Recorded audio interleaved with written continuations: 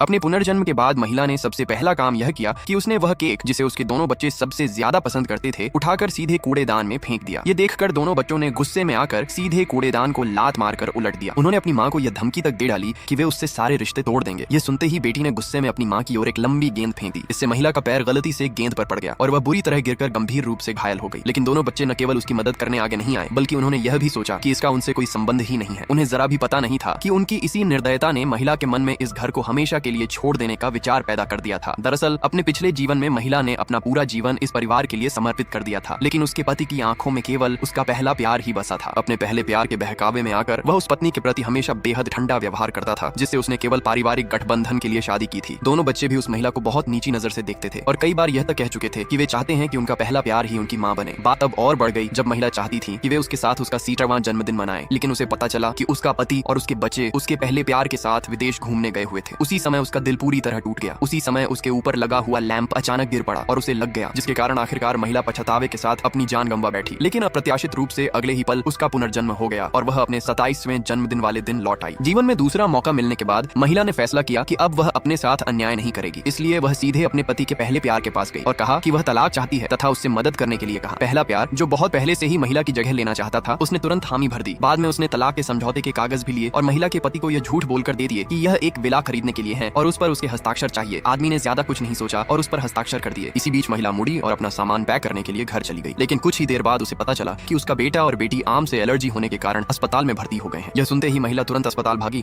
लेकिन वहां पहुंचते ही उसके पति ने उसी पर आरोप लगा दिया कि बच्चों को आम उसी ने खिलाए थे। महिला के लिए इससे भी ज्यादा अप्रत्याशित बात यह थी कि जब उसका बेटा और बेटी होश में आए तो उन्होंने भी झूठा आरोप लगाया कि उसी ने उन्हें आम वाला केक खिलाया था। महिला ने उलझन में उनसे पूछा कि वे झूठ क्यों बोल रहे हैं, लेकिन पति ने केवल बच्चों की एक तरफा बात पर ही विश्वास किया। फिर वह बेहद गुस्से में आ गया और अपने बॉडीगार्ड्स को आदेश दिया कि वे महिला को जबरदस्ती आम खिलाएं। इससे महिला को भी गंभीर एलर्जी की प्रतिक्रिया हुई और वह बेहोश हो गई। जब महिला को होश आया तो उसने संयोग से अपने पति और अपनी सबसे अच्छी दोस्त के बीच की बातचीत सुन ली और वह पूरी तरह टूट गई।